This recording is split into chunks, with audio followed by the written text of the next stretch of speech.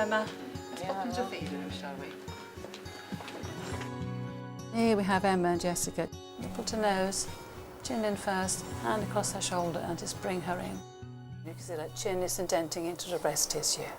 Emma needs to make sure that she sits with her back straight, feet comfortable on the floor, and if she can't quite reach the floor, then an old box file or something just to bring her feet up a little bit so she's feet are flat, she's not balancing on her toes.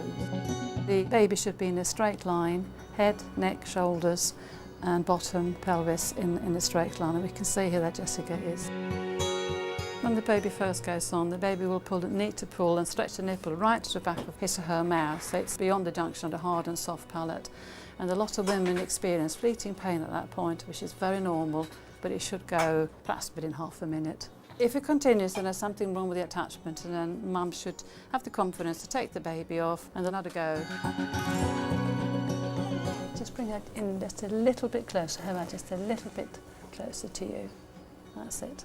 Just a little bit deeper into the breast tissue. There's no risk of her sliding off and ending up on the nipple, which is going to give you pain and discomfort. It's all about positioning and attachment. Positioning is what you do with your body to make sure that you're comfortable bringing the baby in. And the attachment is how you bring the baby in for a breastfeed. Baby should be drinking and swallowing. Cheeks should be nice and rounded. Bottom lip will be open, and there'll be more areola shown by the top lip compared to the bottom lip. Breast milk obviously contains a lot of antibodies, and it protects the baby for however long the mother is breastfeeding and beyond that. And colostrum is really rich, full of antibodies, which is great for the baby's immune system.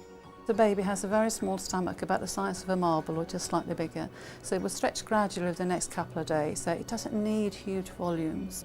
Round about day 2 or day 3, a mum will experience a slight sort of fullness of the breast, a bit of tingling, feel slightly hard, a bit warmer. She will know that the milk has increased in yield. And she may well see that her baby feeds slightly different as well, perhaps drinks a little bit more.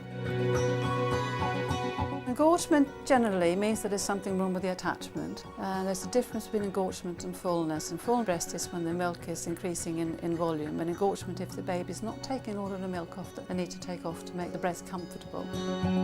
Mastitis is an inflammation of the breast tissue, and it means that the milk has got a little bit stagnant into the breast, and it causes a local inflammation. Sometimes it can come on very, very quickly. The mum can feel well 1 minute and totally flu-like and rubbish the next minute. Persist, and you feel unwell, and you must seek medical advice.